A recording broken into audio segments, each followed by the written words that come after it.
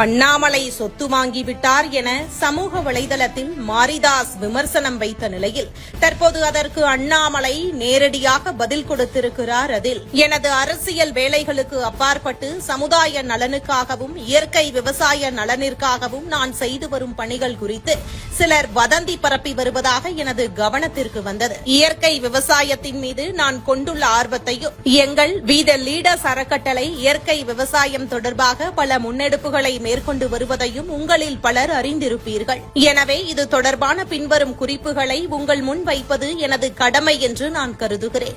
ஆம், கடந்த ஜூலை 12, 2025 அன்று விவசாய நிலத்தை நான் வாங்கியிருப்பது உண்மைதான். இந்த நிலத்தை நான் என்னுடைய மற்றும் என் மனைவியின் சேமிப்பு மற்றும் கடன் ஆகியவற்றை பயன்படுத்தி வாங்கியிருக்கிறேன். கடந்த 2 மாதங்களாக எனது வங்கிக் கணக்கு மூலம் அந்த கடனுக்கான மாதாந்திர வட்டியையும் செலுத்தி வருகிறேன். நிலத்தை பதிவு செய்யும் நாளில் நான் செல்லவில்லை என்று கூறுபவர்கள் ஒரு அசையா சொத்தை பவர் ஆஃப் அட்டர்னி மூலம் வாங்க முடியும் என்பதை தெரிந்து கொள்ள வேண்டும். ஜூலை 10, 2025 காலப்பட்டி பதிவு அலுவலகத்தில் எனது மனைவி திருமதி அகிலா அவர்களுக்கு எனது பவர் ஆஃப் அட்டர்னி வழங்கப்பட்டது. இந்த நிலத்தை பதிவு செய்வது தொடர்பாக தமிழக அரசுக்கான பத்திரப்பதிவு, முத்திரைத்தாள் மற்றும் இதர கட்டணம் என 40,59,220 ரூபாய் செலுத்தியிருக்கிறோம். மேலும் நான் மத்திய அரசின் PMEGP திட்டத்தின் கீழ் ஒரு பால் பண்ணை அமைப்பதற்கான கடனுக்கும் விண்ணப்பித்திருக்கிறேன். அந்த விண்ணப்பம் தற்போது பரிசீலிக்கப்பட்டு வருகிறது.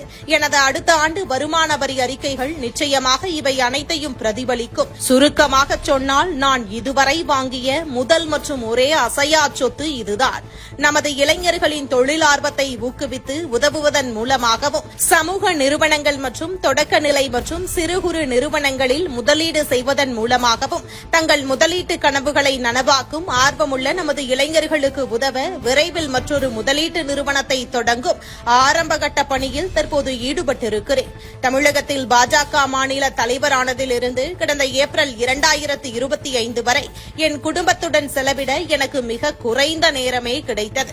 நானும் என் மனைவியும் நமது நாட்டின் மிகவும் புகழ்பெற்ற நிறுவனங்களில் ஒன்றிலிருந்து வணிக மேலாண்மை பட்டம் பெற்றிருக்கிறோம். தற்போது எனது குடும்பத்திற்காகவும் எனது குழந்தைகளின் எதிர்காலத்தை பாதுகாக்கவும் சட்டத்திற்கு உட்பட்டு நாங்கள் இப்போது சில வணிக முன்னெடுப்புகளை மேற்கொண்டு வருகிறோம். இதில் சில ஆர்வ கோளாறுகளுக்கு வருத்தம் ஏற்பட்டால் அவர்களை கடவுள் காப்பாற்றட்டும்.